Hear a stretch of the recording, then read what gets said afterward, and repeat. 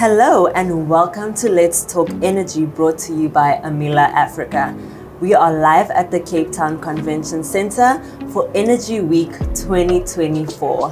I am Sunela Dos Santos, your host, and in this segment of the podcast, we will be unpacking all things energy with Gabriel Lima, the current president of the Central Pipeline System Committee. And he has also played a very significant role in the governance of Equatorial Guinea. Welcome and thank you so much for being here this afternoon. Thank you for having me. Thank you. Can you unpack your role in the committee? Okay, well, first of all, it's important to understand a little bit my history and to understand why I had been chosen to be nominated to be done. I had been for almost 20 years working in the Ministry of Petroleum in Equatorial Guinea. I was also responsible with other team in my country to be able to develop the entire oil and gas industry, both in the upstream, midstream, and downstream.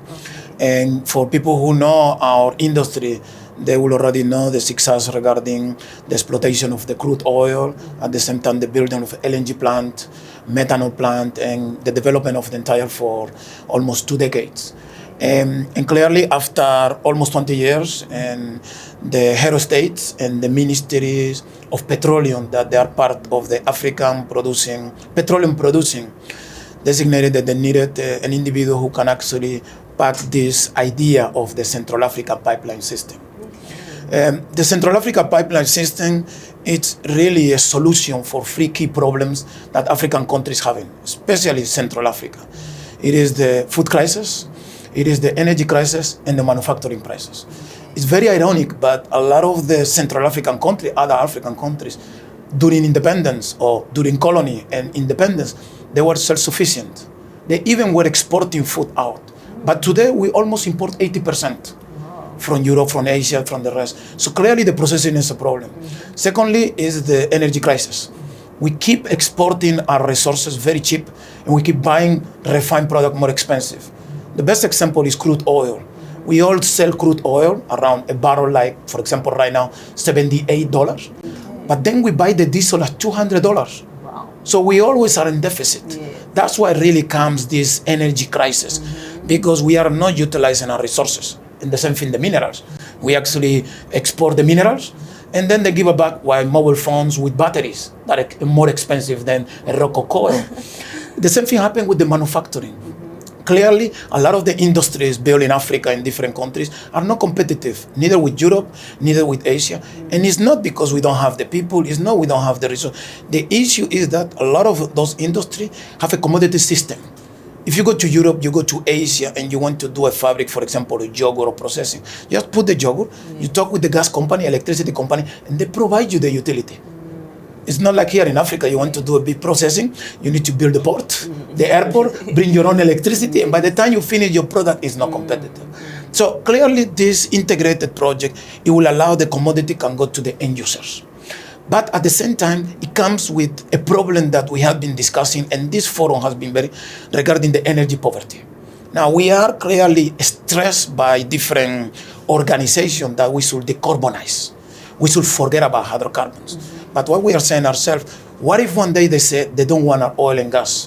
What are we going to do? We will have no market. They will say you are banned to take hydrocarbon to Europe. You are banned to take hydrocarbon to America. So what do? What you do is that you take one step before and you create your own market. So in the future, in 5 years, 10 years, we can say we don't need to export oil. We'll just use our oil, we'll build different refineries. We have a gas to do electricity. So we don't really, that's what is gonna make our currency stronger. Now, the Central African pipeline system, unfortunately, the name pipeline is a confusion. Everybody thinks it's crude. It's not crude. A pipeline system can solve for gas. It could be for biomass. It could be of hydrogen. You can even put fiber optic in a pipeline system. The best example about this is Europe. Yes. Have a Central European pipeline system that nobody talks about it.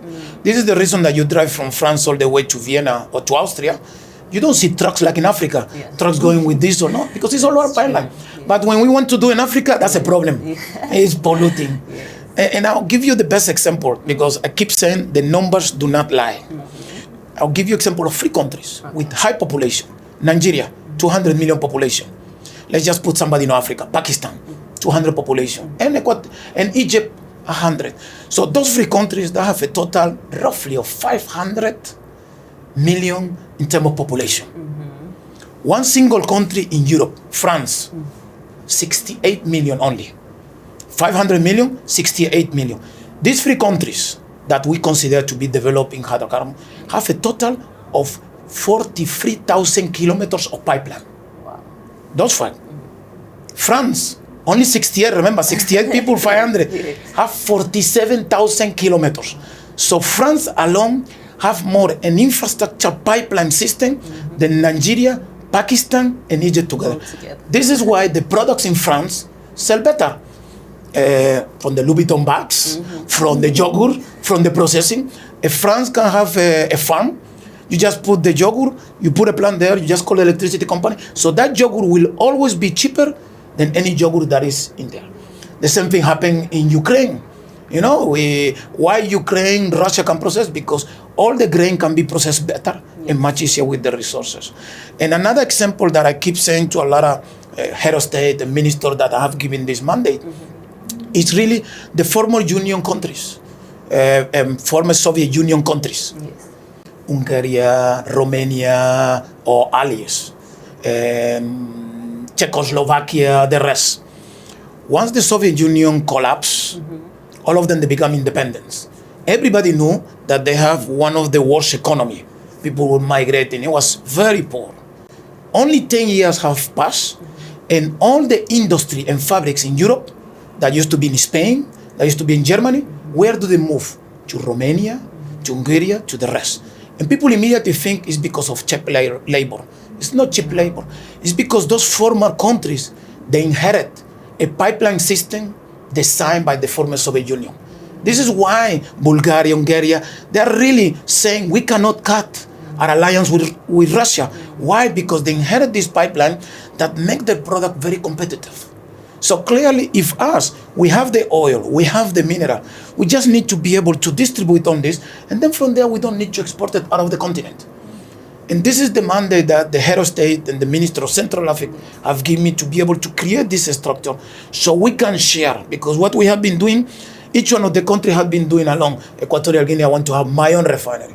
Nigeria, my own refinery. Gabon, my own refinery. It never works because we don't have enough market. But if you do a system in which all the refineries are interconnected, they can share the refined product.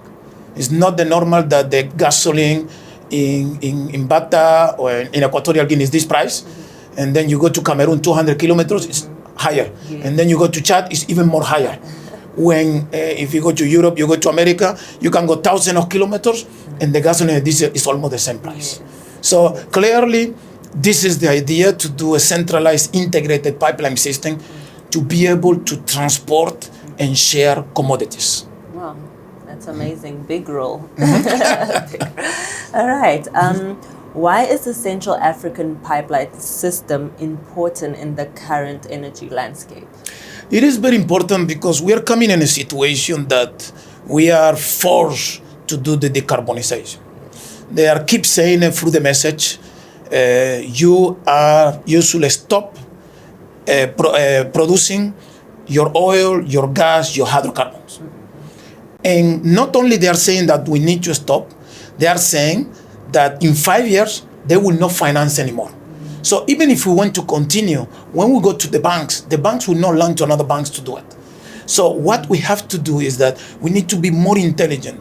Rather than keep relying on that market, create our own markets. I'll give you an example. You have Guinea-Conakry, you have Cameroon, you have DRC. They are exploiting bauxite. They take the bauxite to the port, they export it all the way to Dubai or to Abu Dhabi. And then from there it's transformed to aluminum. The only reason is because those countries do not have electricity. So what we believe that is the solution is to create the market. And the aim that we want to do is to create a market that it will be able to give all the key commodities to the industry, so it will make sense to be able to do it. The key commodity, that is electricity. Yes. Something that very few people recognize or understand is that you don't gain or have revenue by selling the oil or selling the gas. You get revenue by processing the oil and burning the gas. Interesting. And unfortunately, we have been thinking more, let's export. Yes. Once we start using ourselves, we end up with the bar. So if we have an oil barrel that is $78, and we are selling 78, we are 78. But if we process the oil, we sell that product at $200. So clearly, it's just an issue of getting the infrastructure of that commodity, and by doing this, all the other areas in Africa, like the SADC, like the ECOWAS, they're also working on some pipeline. The aim is to have a full Africa pipeline integrating system that will be able to share products that will benefit all of us. Okay, oh, that's very interesting. Very interesting. And how is the committee working to foster collaboration and international partners to attract investment? Okay. What we are doing that is going to be very important. Yes. We are doing 3 key areas that we are separating. Okay. The upstream area, these are the oil and gas producers, the majority of the companies that are here. The midstream area, these are the transportation groups, and transportation pipeline, the rest. And then the last one is the downstream, in which you have the refinery transfer, you have the processing for electricity, the rest. So what we are doing is that we are meeting the 3 key stakeholders to understand what really is the key thing that they require to cooperate in this. The upstream need to make sure that they can receive a right price for the product so they can recover their investment. The midstream need to make sure that the tariff that is going to be using and the legislation in the different countries are done in a way that it does not lose it because of taxes going to a different country, or not harmonization. And the downstream are the industries, because the industry need to know what product do we need.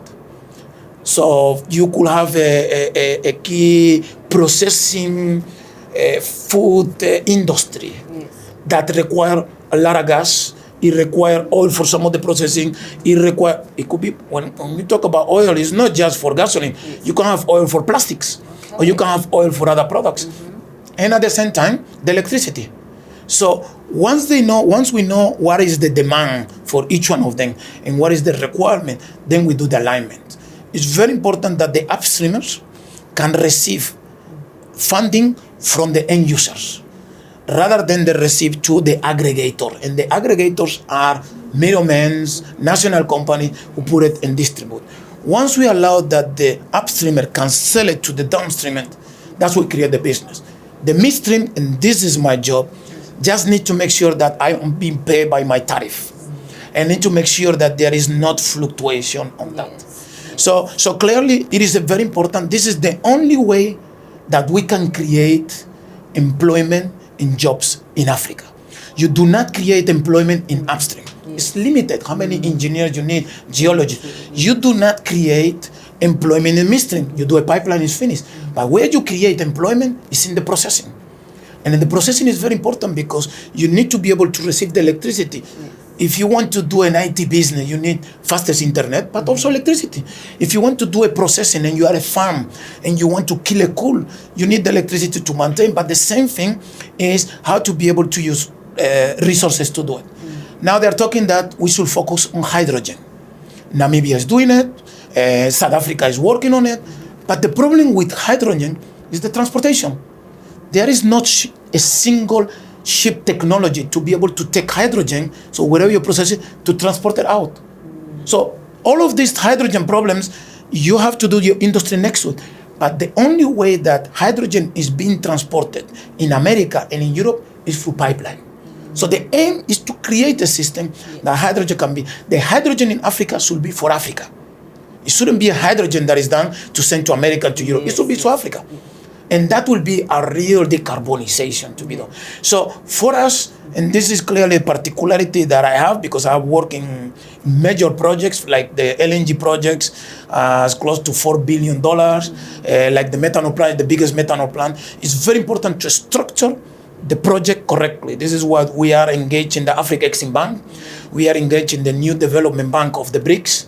We are engaged in Bank of Development to make sure that we engage all the parties. One thing that I learned about this industry is that you need to share the pie. Everybody needs to win. If for any reason anybody does not win, they will block the project. Yeah. So you need to make sure that upstream, the midstream, they can be very clear how they're making their money because they need to recover their investment. So for us right now, we have concluded the pre-FEED in which we know the routing, we know the country, we have received the mandate by the head of state and the ministers. And recently we have been approved by the regional country of CEMAC that this is an integrated project. And now we are going to the next phase. The next phase is the study. And those study will be in 2025. Hopefully next year at this time, I'll be interviewed again and I'll be able to tell you how we have been doing. But the objective is that we need to conclude it by next year. And we are already putting everything in place. So because it needs to be bankable. This is a critical thing. It needs to be bankable. And this is not a project for the government. It's a public-private initiative driven by the private sector, but the government needs to be involved. Okay. No, we can tell that you have a very big responsibility on your hands, and we can't wait to hear more of it next year when we're back here. Hope so too. Yes. So tell us how your experience has been of Energy Week and just what value it brings to the role that you play in your sector. Well, first of all, it's always a pleasure to be in Cape Town. Yes. It's a place that I enjoy a lot. Yes. I have to complain a little bit about the weather. Yes. It has not been cooperative. Today is much better. Today we're happy. We're happy. Clearly, Cape Town and this event here have been very important. We do believe that if we have to do something for Africa, we need to do in Africa. I don't want to go in details about some of the drama on the conference going to Dubai, blah, blah, blah. The important thing is that this creates indirect benefit to another African country. And if any other African country can do it, we will do it. You know, we come here, we'll be able to bring the Europeans, the Asians to come here. Yes. The second thing, it gives us a platform to be able to discuss with all the stakeholders, from ministers, from upstream, from bankers, from the rest. And also it gives us an opportunity in a very short period to know what everybody is doing, to be able to share the experience. So I have to say the African Energy Week have grown. I hope they keep growing.